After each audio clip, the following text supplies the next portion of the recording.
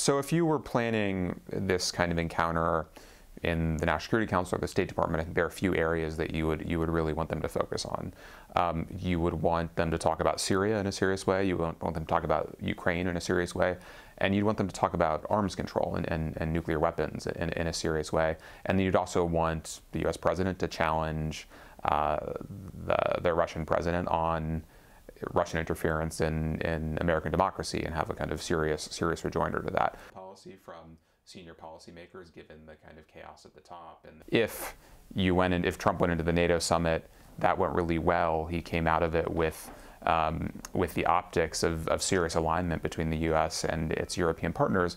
That would give him leverage in a negotiation with Putin. The problem is if the pattern in the last few weeks with the G7 and then the encounter with the North Koreans holds, he's just as likely to undercut solidarity with allies and insult NATO, talk about tariffs targeted at our European partners more than the Chinese or Russians.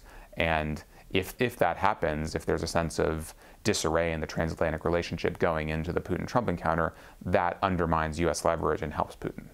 To that enterprise, he was very, and it creates this image of the United States and Russia together addressing the biggest problems on the global stage, and with the two of them as equals.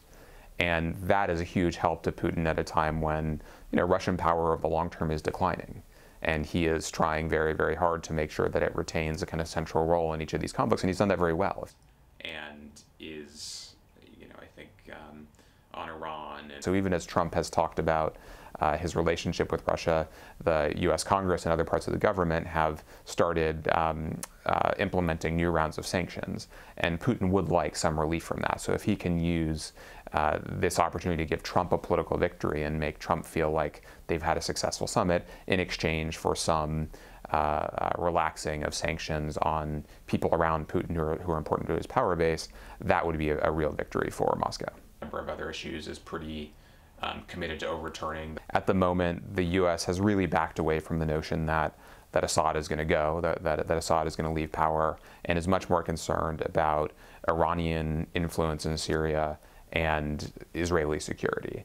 And that means that Putin can be the one who guarantees both those things. He can say, I will restrain Iranian influence in Syria. I can guarantee that there will not be some kind of encounter between Hezbollah and the Israelis or Iran and the Israelis. And that, for the United States, given our policy in the Middle East right now, would be perceived as a victory. It doesn't require Putin or the Russians to really withdraw their influence in Syria.